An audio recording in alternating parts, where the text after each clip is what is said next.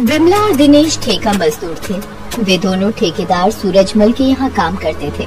शहर की ना जाने कितनी बिल्डिंगों में इन दोनों पति पत्नी का पसीना लगा था। एक दिन की बात है, उन दोनों ने अपना काम खत्म किया, दिन भर की दिहाड़ी ली और अपने घर की ओर चल पड़े। लेकिन रास्ते में बहुत तेज बरसात शुरू हो गई। अरे, ये अचानक बारिश कहाँ से शुरू हो गई? यहाँ कहीं छिपने की जगह भी नहीं है। बादल तो थे ही विमला, अभी तो बारिश हुई। वो देखो, वहाँ वो पेड़ है ना, उसी के नीचे खड़े हो जाते हैं दोनों। वे दोनों बारिश से बचने के लिए पेड़ के नीचे खड़े हो गए। उन्होंने सोचा कि बारिश खत्म होगी तो घर चलेंगे, लेकिन पता नहीं उस दिन बारिश ने भी क्या कसम खा ली थी, वो रुक ही नहीं रही थी। बारिश तो रुकने का नाम ही नहीं ले रही है विमला। मुझे भी ऐसा ही लग रहा है। चलिए फिर ऐसे ही भीगते हुए चलते हैं। वो तो ठीक है, लेकिन डर लगता है कहीं पिछली बार की तरह तुम फिर से बीमार ना पड़ जाओ। अरे कुछ नहीं होगा मुझे, अब चलिए। लगभग 2.5 किलोमीटर चलने के बाद वो अपने टूटे फूटे मिट्टी के घर के पास पहुँचे। उनके मकान की छत से लगातार पानी टपक रहा था। घर में जो भी थोड़ा मोड़ा सामान था वो भी बारिश के कारण पूरी तरह से भीग गया था। दिनेश ने देखा कि उसकी माँ और उसकी 6 साल की बेटी रूपा दोनों एक बड़े से प्लास्टिक से अपना सिर ढकने की कोशिश कर रहे हैं, लेकिन हवा इतनी तेज है कि वो प्लास्टिक बार बार उड़ जाता है। माँ, अगर बारिश का यही हाल रहा तो हमारा घर तो कभी भी गिर सकता है। हाँ बेटा, मुझे भी यही लगता है। क्यों ना हम कहीं और रहने के लिए चले। जो भी थोड़ा मोड़ा सामान उनके पास था उन्होंने उसे एक कपड़े में बांधा और बारिश में ही निकल गए। करीब 1 किलोमीटर चलने के बाद उन्हें एक पार्क के पास कुछ सीमेंट की पाइपें दिखाई दी। विमला, ये लो हमारा नया घर मिल गया। हाँ, ये कम से कम इस बारिश में गिरेगा तो नहीं।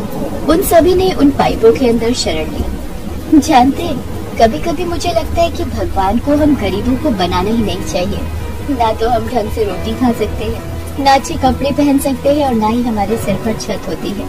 हमारे हाथों ने इस शहर में ना जाने कितने रहने वालों के लिए पक्के घर बनाए, लेकिन हमारी किस्मत देखो, यही लिखा है। उन सभी ने पूरी रात उसी सीमेंट की पाइप में बिताई। अगली सुबह उनकी नींद तब खुली जब वहाँ उन्होंने कुछ शोर सुना। उन्होंने देखा कि कुछ मजदूर वहाँ रखे सीमेंट की पाइप को ट्रक में लोड करके किसी दूसरी जगह ले जा रहे हैं। उन मजदूरों ने उन्हें भी वो पाइप खाली करने को कहा ताकि वो उन्हें ट्रक में ले जा सके। उन्होंने वो पाइप खाली कर दिया। बाबा, अब हम कहाँ रहेंगे? अब तो बारिश बंद हो गई है बेटा, चलो हम लोग अपने पुराने मिट्टी के घर में चलते हैं। वे सभी वहाँ गए, लेकिन वहाँ का नजारा देखकर दिनेश और विमला की आंखों में आंसू आ गए। कल रात की लगातार बारिश के कारण उनका मिट्टी का घर ढह गया था। विमला और दिनेश को समझ नहीं आ रहा था कि वो अब कहाँ रहेंगे। विमला, हमें रहने का कुछ न कुछ जुगाड़ तो करना ही होगा। इस तरह सड़क पर तो नहीं रह सकते। उनके पास ज्यादा पैसे भी नहीं थे कि वो किराए पर कोई कमरा ले ले। उस दिन दोपहर तक वो हर जगह भटकते रहे, लेकिन कहीं बात नहीं बनी। विमला, मुझे लगता है कि जब तक कोई और व्यवस्था नहीं हो जाती हमें खुले में ही रहना होगा, फुटपाथ पर। उन्होंने फुटपाथ पर ही रहने का निर्णय लिया, लेकिन उनका ये निर्णय गलत साबित हुआ, क्योंकि शाम को पुलिस वाले आकर उन पर चिल्लाने लगे। अजीब हाल है तुम लोगों का। अरे फुटपाथ पर भी कोई रहने की जगह है? हाँ? अब क्या करें साहब, एक मिट्टी का टूटा फूटा घर था हमारा, लेकिन वो तो बारिश में ढह गया ना। अब आप ही बताइए, बूढ़ी माँ और छोटी बेटी को लेकर हम कहाँ जाएं? उसका ठेका हमने नहीं लिया है, जहाँ जाना है जाओ। दिनेश की बात सुनकर वहाँ खड़े पुलिस इंस्पेक्टर ने हवलदार से कहा कि ये तुम इनसे कैसे बातें कर रहे हो? अरे ये भी हमारे ही तरह इंसान है। जब इंस्पेक्टर उन्हें डांट रहा था तो सहमी सी बेचारी रूपा उन्हें देख रही थी। वो बेचारी अपनी दादी के पीछे छिपने की कोशिश कर रही थी। उसे देखकर इंस्पेक्टर को बहुत दया आई। थोड़ी देर के लिए उसके सामने उसका बीता हुआ कल आ गया। उसने दिनेश से कहा, देखो भाई, इस तरह सड़क के किनारे फुटपाथ पर तुम नहीं रह सकते, ये गैर कानूनी है।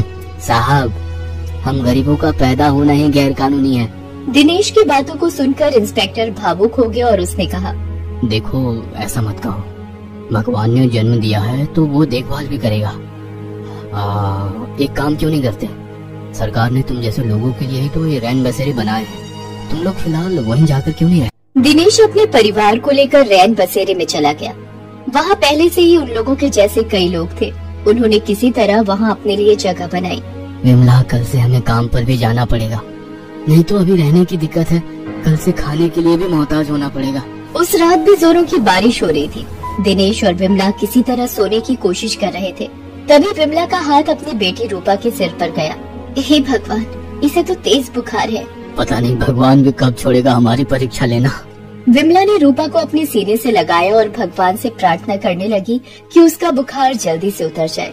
उधर दूसरी ओर उस इंस्पेक्टर की आंखों से भी नींद कोसों दूर थी। उसकी आंखों के सामने रह रह कर रूपा का चेहरा आ रहा था। अभी कुछ महीने पहले ही इंस्पेक्टर की पत्नी और उसकी बेटी की मौत एक सड़क हादसे में हो गई थी। उसे रूपा में अपनी बेटी का चेहरा दिख रहा था। वो तुरंत ही वहाँ से निकला और रैन बसेरे में पहुँचा। उसने देखा कि रूपा अपनी माँ की गोद में आंखें खोलकर लेटी हुई है। रूपा ने जैसे ही इंस्पेक्टर को रैन बसेरे में देखा तो वो काफी डर गई और उसने डरते हुए उससे कहा, अंकल, मुझे तेज बुखार है, भगवान के लिए हमें यहाँ से मत निकालिए। उसकी बात सुनकर इंस्पेक्टर की आंखों में आंसू आ गए।